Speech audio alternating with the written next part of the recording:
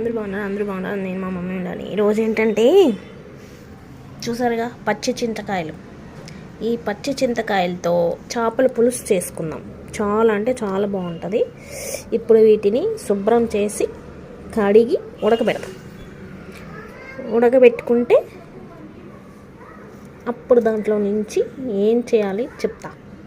చూసారు కదా, చింతకాయలు కడిగి ఇట్లా ఉడకబెడుతున్నాము. ఇవి బాగా ఉడకాలి ఫ్రెండ్స్. ఇప్పుడు ఏం కావాలో చెప్తా.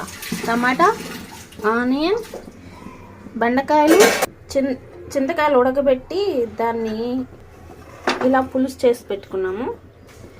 ఇప్పుడు చేపలు శుభ్రంగా తెల్లగా కడిగి పెట్టుకున్నాము.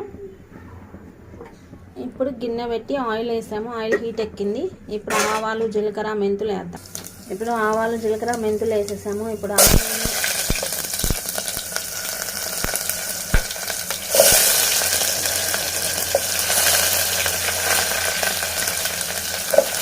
బెండకాయ, టమాటా అన్నీ వేసాము. ఇప్పుడు అన్నీ వేసి ఇవి కలుపుకోవాలి. ఇప్పుడు ఇందులో పసుపు,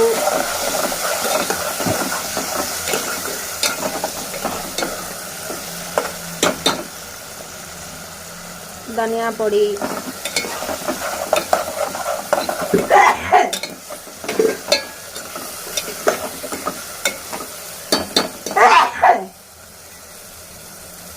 రుచికి సరిపడా ఉప్పు,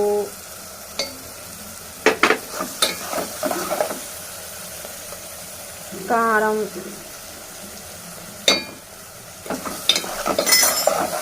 ఇప్పుడు ఇవన్నీ మంచిగా కలుపుకోవాలి. బాగా వాడాలి.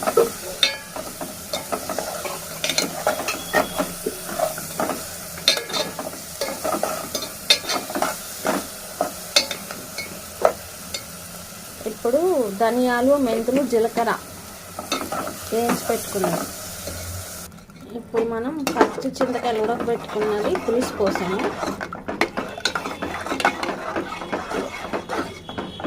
దీంట్లో కొన్ని వాటర్ పోసుకున్నాము. ఇప్పుడు మనం చాప ముక్కలు వేసేసుకున్నాము. ఇది ఉడకాల బాగా. ఓకే ఫ్రెండ్స్, చూసారు కదా పచ్చి చింతకాయల పచ్చి చేపల పులుసు.